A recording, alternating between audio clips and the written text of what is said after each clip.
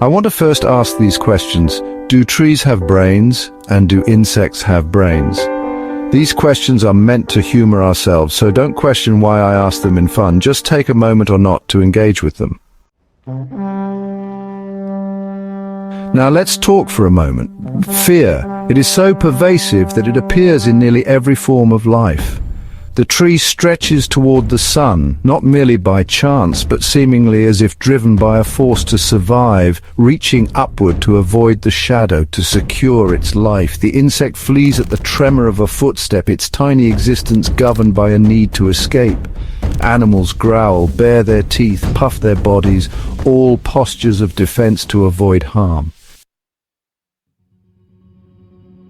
And then there is the human being. We not only feel fear, we question it, we attempt to understand it, to give it language, to rationalize its presence. But what exactly is fear? Is fear a natural response tied to the ancient core of our brain? The brainstem, the limbic system, in particular the amygdala? Is it a mechanistic trigger, void of higher reasoning, designed only to react through fight or flight? If so, then fear would be little more than a biological reflex, a reaction to perceived threats, rooted in evolution and shaped by survival. Or is fear something more profound? Could it be that fear arises from a deeper affirmation? I exist, and because I know that I exist, I begin to act in ways that seek to preserve that existence at any cost. I live. This seemingly simple truth opens a floodgate of complexity, for with the awareness that I live comes the shadow of another possibility: I might not live. Is fear then not just a reaction to danger, but the byproduct of self-awareness?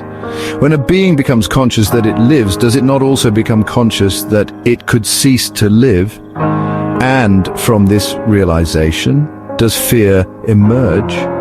Perhaps fear is not merely about immediate threats, but about loss of life, loss of identity, loss of control, loss of certainty. It becomes a shield for the I that does not want to disappear, a defense of the image I have built, the life I have constructed, the meaning I have assigned. Is it possible that fear is not simply a reflex of flesh and neurons, but the echo of something more spiritual, a soul or self trying to maintain its hold on a fleeting moment? Is fear not just the avoidance of pain, but the resistance to impermanence? And then we must ask, if fear is the evidence of life, does it also enslave life? Can one be fully free while still gripped by the instinct to preserve oneself? Is there a higher state of being beyond fear, where one no longer lives in reaction but in awareness, in presence, knowing that this presence is beyond this form? And yet, within this recognition lies a more profound question. Is it possible to live without fear? Not in denial, not in recklessness, but in understanding. If fear is a response to impermanence, then perhaps the way beyond fear is not through control, but through surrender. Not through resistance, but through awareness. What if fear is not an enemy, but a teacher, a messenger from the depths, reminding us that nothing here is ours to keep, not even our breath? What would it mean to stand before fear, not as prey or predator, but as a witness? To say, yes, I see you, I feel you, and yet I remain. Could that be the beginning of real freedom? Because maybe the question is not just what is fear, but rather, what is it keeping me from becoming?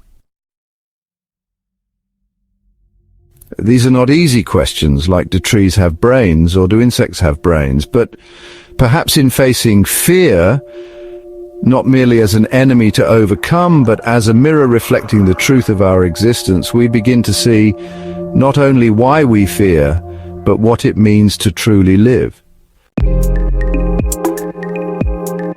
Fear kept me alive, but awareness taught me how to live. Fear was the beginning, but it is not the end.